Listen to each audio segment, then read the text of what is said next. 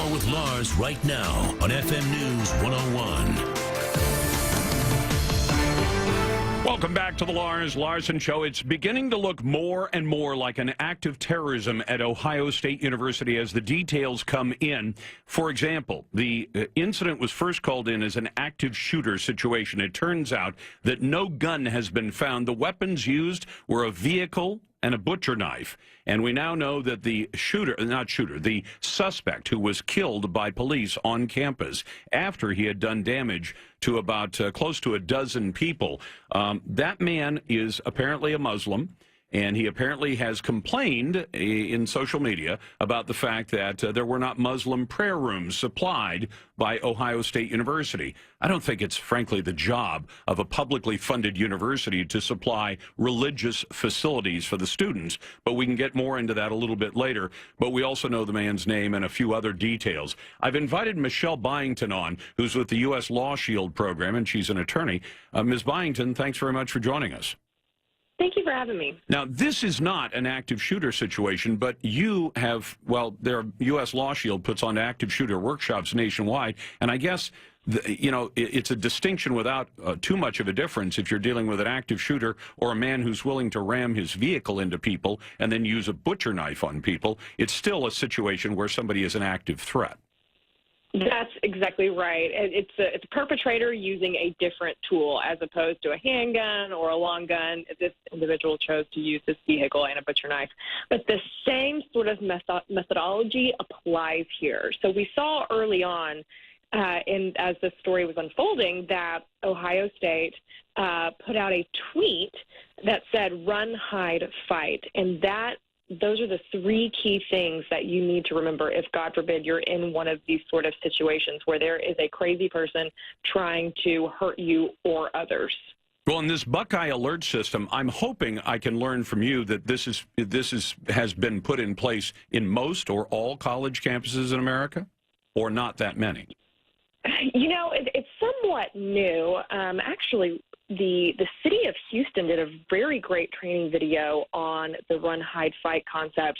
But if a university does not have this plan in place, I think that they can look to Ohio State and say, you know what, this worked. Perhaps we need to implement the same sort of procedure here on our campus, because with the response of law enforcement, students and faculty knew what was going on. They knew to get to safety, and this individual was neutralized within a matter of minutes. See, and that changes this one a little bit, but not that much, because if this police officer, who arrived, we understand, within a minute of the first call for help, that something bad was going on, and who neutralized the bad guy within about 1 minute, that's what the police chief indicated this morning. That's great, but if he had managed to escape, if the shots had not been successful in either disabling him or killing him, if he had fled into one of the nearby buildings, he might well have taken people hostage. He might well have hurt more people as he went into one of those buildings trying to get away from the police. So it was a situation that could have turned on whether or not that police officer had acted quickly enough, and obviously he did. You're absolutely right. This guy needs a medal or a day named after him. He did a fantastic job.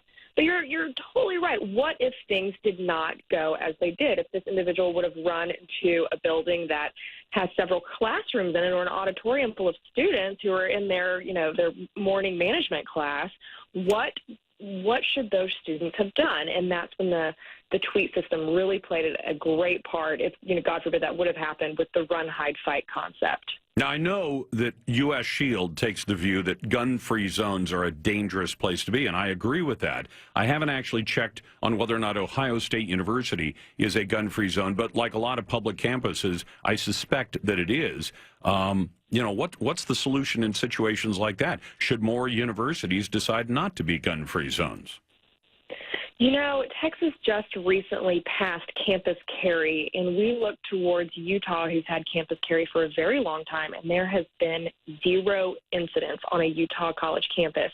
And so what we can look at are these states who have passed some sort of campus carry law and see if it does act as a deterrence. And it is of our opinion that absolutely, because these perpetrators, at the end of the day, they are cowards.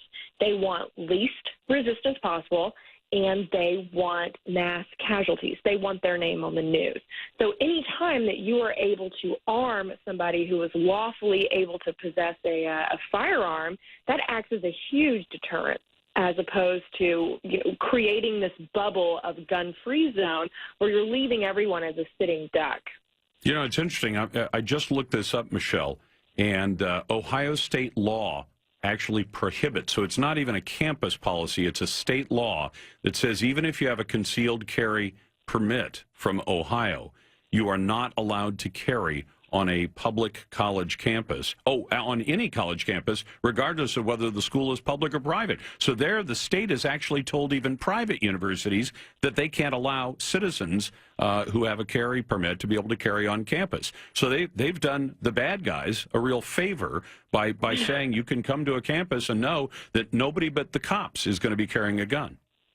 That's exactly right. And it goes back to the point you made earlier. What if that police officer was not there in minutes and this individual did get into a building?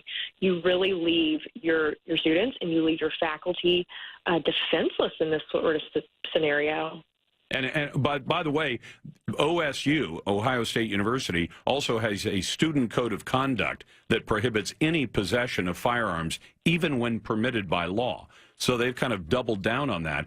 What do we need to do to get some of these institutions like campuses and shopping malls and all to change their policies so that citizens have a right to protect themselves?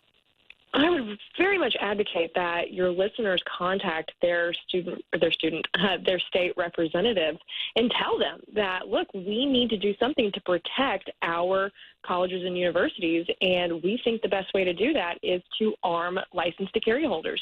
We need to remember that statistics show over and over and over again that people who have a handgun license are in this group of people who are the least likely to commit a crime. So these are the people that you want carrying a handgun. So I would definitely push for your listeners to call their state reps and chat with them that they want to see this talked about in their next legislative session. And you know, this will give you an idea. I'm talking to Michele Byington, who's with the U.S. Law Shield program. She's an attorney.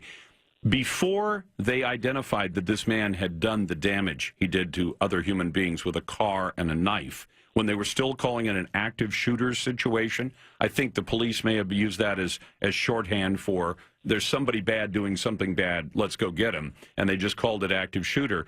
There were people, mostly Democrats, who were already tweeting out this morning, this is where we are. Instead of common sense gun control, we get run, hide, and fight. Or this one from another poster, this is even more appropriate considering today's tragic events, that Ohio ceasefire should have gun control laws. Or another one from Leon, hoping that so very much that everyone is all right at Ohio State University and that thoughtful gun control can be attained in this country.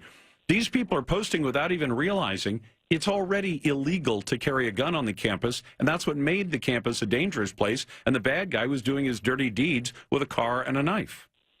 Yeah, but your common sense doesn't go along with their agenda, so they're just kind of not going to listen to that. You're exactly right. It makes no sense in a lot of people's mind that this individual, even if he would have had a gun, you're right, it would not have been lawful for him to possess. And this is what we've got to remember, whether it be a car, a knife, a baseball bat, or perhaps even a gun. There are crazy people in this world, and they want to hurt others. So what we need to focus on is how do we protect the good guy when this madman comes looking for trouble. You know what I wonder? The left uses the courts a lot more than conservatives do. And I guess I would rather see things done appropriately by the legislature or the Congress, if possible. But in this case, maybe it's time for someone to bring a lawsuit and say that when a state institution like OSU decides to deny certain people their civil rights simply because they're on the campus of OSU, that they shouldn't have the right to take those civil rights away from those people, not wholesale, any more than a state, than a public college campus could say you can't wear religious garb or you can't read out of the Bible, because those are civil rights in the Constitution. Do you think there's a legal case? You're the attorney. Do you think there's a legal case to be made that a public institution like a taxpayer-funded university does not have the right to do a wholesale takeaway of civil rights protected in the Constitution and the Bill of Rights? I think this is what you do because you hit them where it hurts. You hit them in their pocketbooks. So this is what I would propose, is that those people who were injured in today's god-awful attack, they civilly sue Ohio State and say, because you left me defenseless, I am now hurt. We want monetary damages for that. I think there is a great civil lawsuit here that could potentially start having universities look at their policies and figure out, okay, what's the best way to protect our people? Well, I would just love to see this changed, and I hope the common sense people in the Ohio legislature decide to make a change. I guess there is a bill already that would allow legal carry on a college campus, and after having had this incident, maybe they'll change their tune. Michele, thank you so much for the time. Thank you. You bet. Michele Byington, who's an attorney with U.S. Law Shield, back in just a moment.